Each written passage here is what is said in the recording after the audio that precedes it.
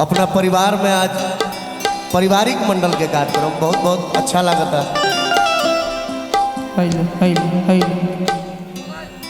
और क्षमा चाहब कि बाद में इला के बाद पहले माइक मिलल हो हर कलाकार से क्षमा चाहब। बड़ भाई हमार गुड्डू हलचल जी, हमार छोट दुलरुआ जेकर माने ये तो अब कहना ही नहीं है कि जब बुलावे ले तब हाजिर हमने के रही ले जाए। हमार भाई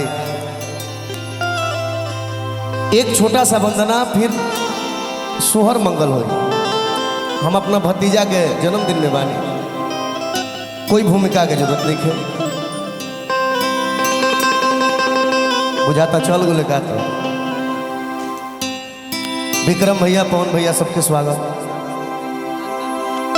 हाँ नंदन बाबू सावरिया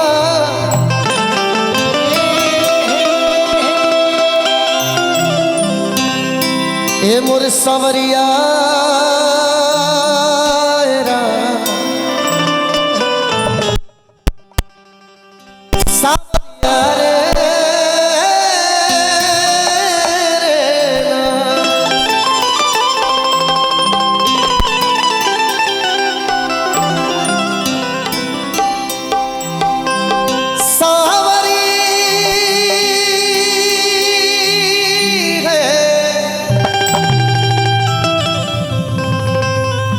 वक्रतुंड महारेता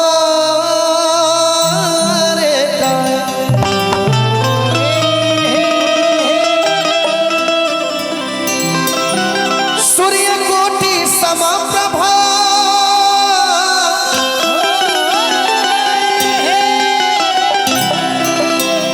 निर्विघ्नं कुरु मे वदे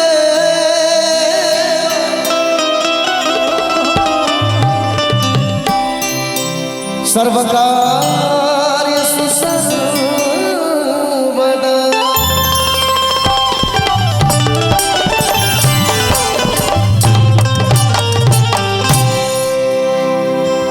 टीम हमारे छोट भाई ऋषु किशु, इसमें जितने बजाने वाले लोग दिख रहे हैं वो सब जुड़वा भाई है कि नहीं है?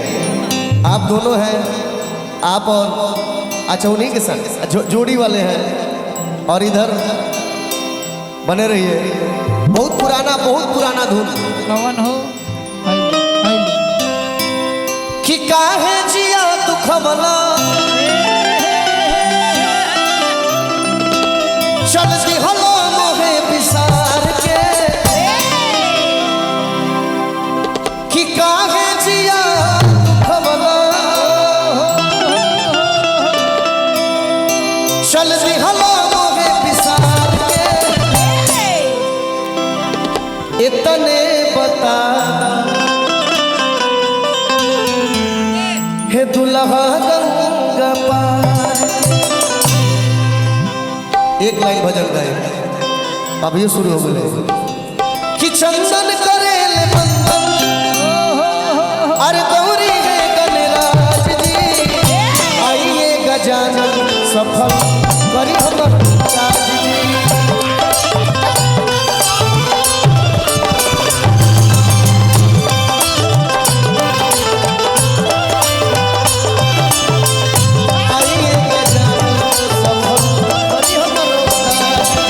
चंदन करेल बंदन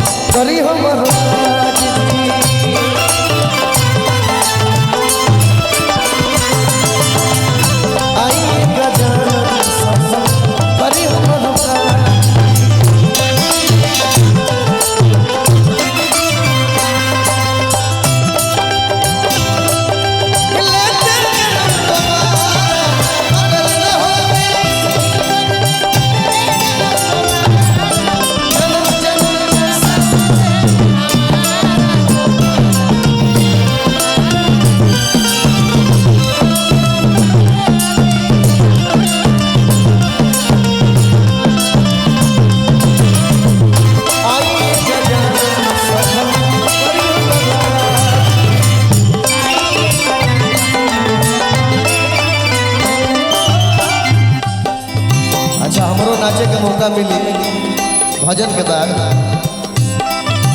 तनी मनी हिलाओ तनी कि बिघन विनायक रउआ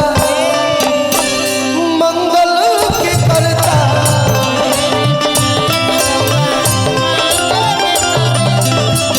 रउए ही नमाए बाबा दुनिया पुकारता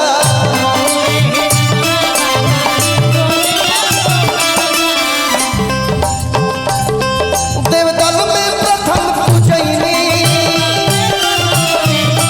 देवदल में प्रथम पूजैनी सुनी है महाराज जी आइए गजानन सफल करी हमर काज जी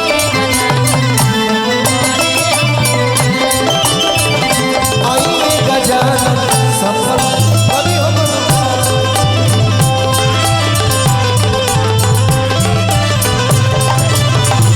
आइए गजानन सफल करी हमर काज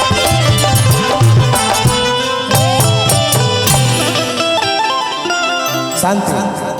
आज हमारे भतीजा के जन्मदिन